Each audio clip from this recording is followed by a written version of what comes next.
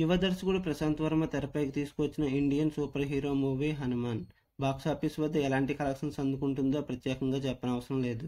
ఈ సినిమా సంక్రాంతి పోటీలో తెలుగులోనే కాకుండా మిగతా భాషల్లో కూడా మంచి కలెక్షన్స్ అయితే రాబట్టింది.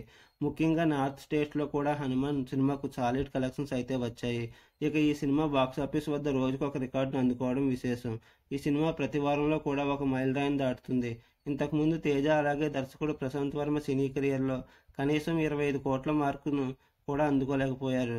అలాంటిది ఇప్పుడు హనుమాన్ సినిమా మాత్రం ఈజీగా 100 కోట్లను దాటుకుని ప్రతి వారం అంతకు మించిన స్థాయిలో కలెక్షన్స్ రాబడుతూ ఉండటం విశేషం. ఇక ఈ సినిమా 200 కోట్ల రేంజ్లోనే ఆగిపోతుందని అందరూ అనుకున్నారు. కానీ సినిమా ప్రతి వీకెండ్లోనూ హాలిడేస్ను ఉపయోగించుకుంది. దీంతో ఇప్పుడు ఆ లెక్క 250 కోట్లకు చేరడం విశేషం.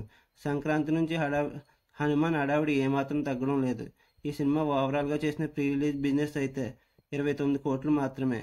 ఇక 30 కోట్ల టార్గెట్ అందుకోవడం పెద్ద కష్టమేమీ కాదని అనుకున్నారు. కానీ సినిమా ఊహించిన విధంగా అంతకంటే ఎక్కువ స్థాయిలో ప్రాఫిట్స్ అందిస్తూ ఉండటం విశేషం.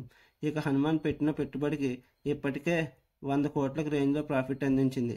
అంటే ఏ రేంజ్లో సక్సెస్ అయిందో ప్రత్యేకంగా చెప్పనవసరం లేదు. హనుమాన్ 15 రోజుల కలెక్షన్స్ ఈ విధంగా ఉన్నాయి.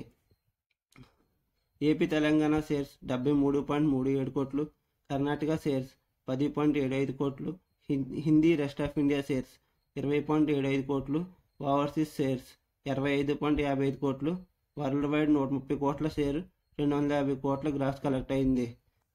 మీకు నా వీడియో నచ్చినట్లయితే లైక్ చేయండి, షేర్ చేయండి, సబ్స్క్రైబ్ చేయండి, కామెంట్ చేయడం మర్చిపోవద్దు. Thank you.